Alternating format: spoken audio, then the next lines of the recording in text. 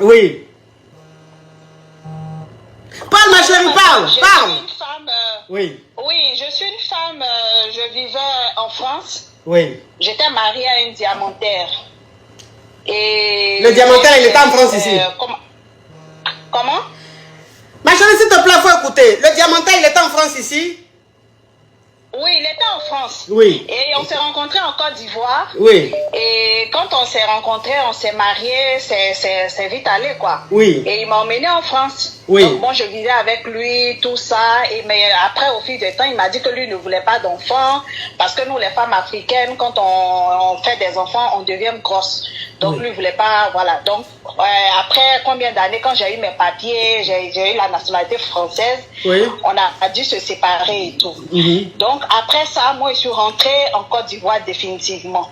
Et un jour, j'étais dans un bar et pendant que parce qu'à chaque fois qu'on me dit bonjour, je suis française. À chaque fois qu'on me dit bonjour, je suis française. C'était mon passeport. Et donc, on était assis dans un bar avec des amis et puis je parlais comme ça avec mes amis et il y avait des jeunes qui étaient assis. Et un coup, il y a un jeune qui se lève, il me dit « Ah, bonjour madame, vous me plaisez ». Il a commencé à me draguer et tout. Et puis ce soir-là, il m'offre une montre plaquée or. Donc, je récupère la montre et le soir, on couche ensemble. L'Ivoirien là? Le même soir, l'Ivoirien. Et il me dit qu'il est footballeur, tout ça. Donc, quand j'ai entendu footballeur, j'ai dit « Ah, je suis tombée sur le jackpot ». Mais donc, il t'a dit qu'il est footballeur où? En Côte d'Ivoire là-bas ou où ça? Non, il dit qu'il évolue d'un club, que lui-même a son école de football, des trucs comme ça. Il m'a dit plein de trucs cette nuit-là. Donc, on est sortis ensemble. Et quand on a commencé à sortir ensemble, un mois après, il me demande en mariage. Oui. Et donc, il me montre une maison. Parce que pendant ce temps, il vit chez moi. Il me montre une maison inachevée. Il me dit que c'est sa maison. Donc, ça veut dire que quelqu'un que tu as connu là, attends ma chérie, on va aller pas à pas. Donc, le gars que tu as connu, le même soir, tu as mouru lui parce qu'il t'a dit les footballeurs là. Il allait habiter chez toi en même temps. Voilà, il est venu, on est allé chez moi à la maison.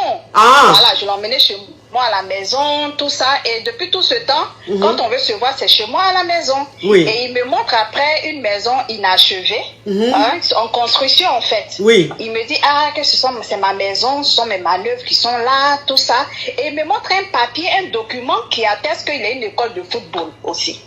Donc, j'ai dit, bon, ok. Et quelques mois après, il me dit, bon, il veut me marier et tout. Et il me sort un papier en me disant qu'il est aussi dans les affaires et qu'il y a des hommes d'affaires qui lui doivent de l'argent et que vraiment, il veut vraiment organiser le mariage, mais il n'a pas les moyens pour le moment et que comme il a des millions, plus de 100 000 euros quelque part, donc il faut que je finance le mariage traditionnel et après, il allait me rembourser. Donc moi, j'ai cru en ce monsieur.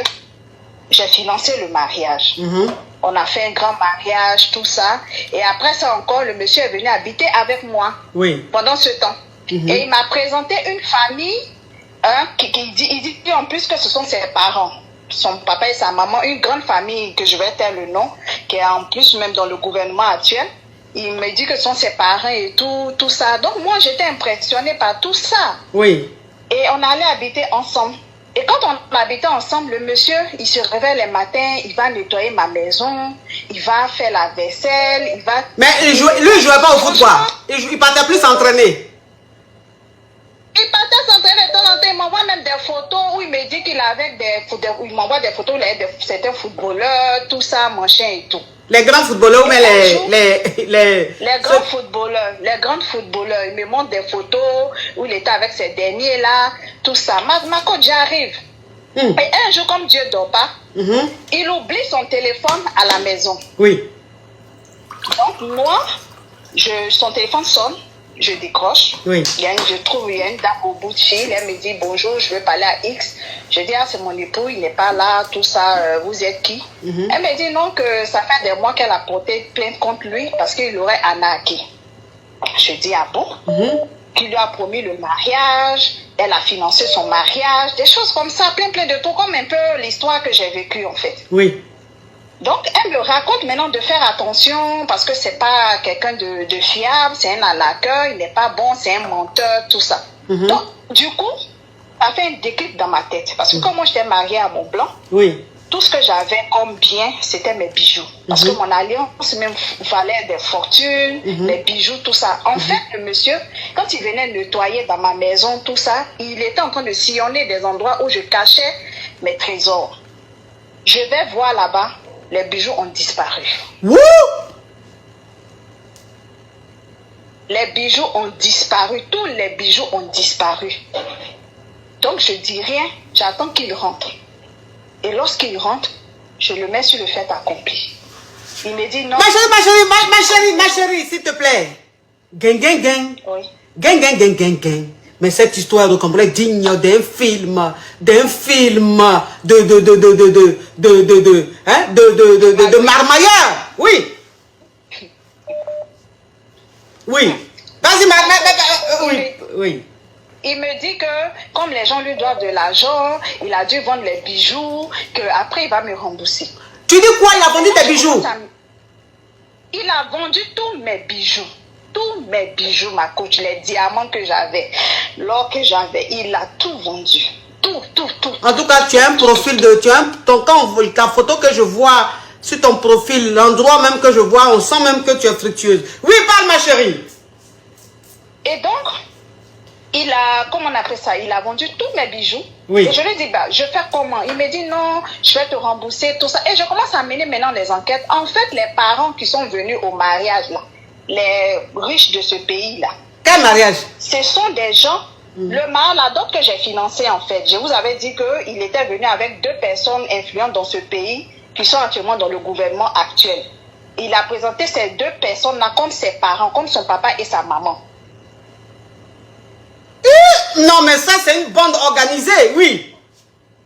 Voilà. Donc, c'est ce qui m'a mise en confiance, en fait, quand j'ai vu ces 2 grandes personnalités du pays, tout ça. En fait, ces 2 grandes personnalités étaient des employeurs de son père. Lui, son père était gardien dans leur maison.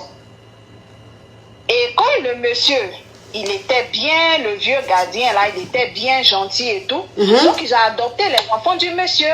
Donc, le jeune, maintenant, il va, voilà, il explique au patron de son papa que, j'ai rencontré une dame, je veux que vous veniez représenter mes parents, tout ça. Et c'est comme ça qu'il nous a berné, nous tous, en fait. Et tous les papiers qu'il m'a montrés, en fait, étaient des papiers falsifiés. École de foot, 0 école de foot. Maison. Mais s'il avait les tablettes de chocolat.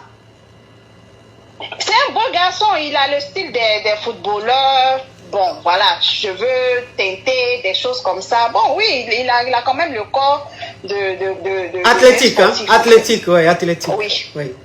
Voilà. Et donc, voilà la situation que je vis. J'ai dû porter plainte.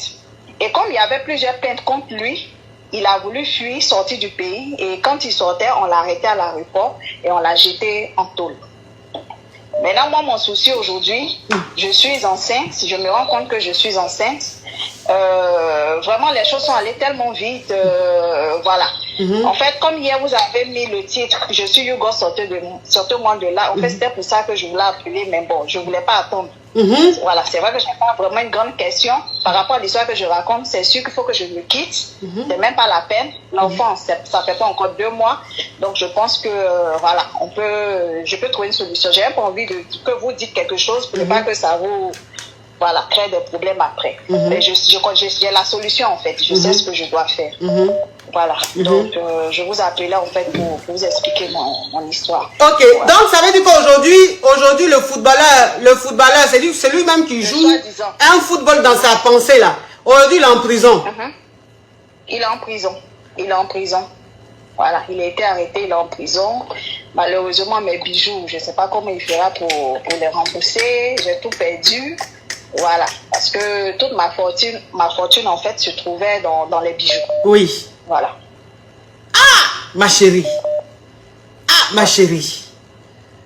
Ouais. Le dehors est dangereux. Le dehors est risqué, hein? Ouais. Mais il t'a même pas dit où il a vendu tes bijoux, là? Il m'a rien dit. Il a dit, ouais, que j'ai vendu, mais je vais te rembourser. Comme j'ai un papier, j'ai des, comment on appelle, des associés qui me doivent de l'argent, que je vais aller les voir, ils vont me rembourser, et puis je vais te rembourser, t'inquiète pas. Pourtant, c'est faux. archi faux. Je vous jure que ma coach, il lavait la maison, il pliait mes habits. Et comme je suis quittée en France, je me dis, bon, en France, ça se fait. Un homme peut s'occuper de sa femme, il peut faire la cuisine, des choses comme ça. Donc, pour moi, c'était tout naturel, en fait. Pour moi, c'était tout naturel. Alors que le monsieur, en fait, il était en train de, voilà, repérer des endroits, mes cachets, voilà, là où je cache mes affaires, mais voilà. C'était ça, en fait. Ma chérie, ma chérie. Mais quand tu as contacté les gens, les deux personnes du gouvernement qui étaient venues avec lui, là, tu as essayé de rentrer en contact avec eux, avec elle? Oui, j'ai essayé de rentrer en contact. Eux-mêmes, ils n'ont pas voulu aussi s'associer à ça parce qu'ils n'ont pas vu que leur image aussi se salisse, tout ça. C'est ça. J'ai expliqué la situation. Voilà. J'ai expliqué la situation. Eux, vraiment, ils ont une grande confiance au papa du jeune parce qu'apparemment, le père du jeune qui était gardien, c'est un homme parfait, honnête et tout. Vous comprenez? Mais malheureusement, il a mis au monde un enfant, voilà. Et c'est dommage. Et eux n'ont pas voulu s'associer à ça, en fait. Ils ont juste dit, vraiment, on va essayer de régler. Bon, après, bon, moi, voilà. Donc... Ah, ma chérie, Yako. Yako, c'est que tu viens de raconter ton témoignage, c'est pour une façon de dire aux femmes de faire très attention aux beaux parleurs, de faire très attention aux VI. C'est vrai qu'on a envie de se marier et c'est sur ça en fait. Quand tu te vois, je veux te marier, tu es la plus belle femme et tout, et voilà.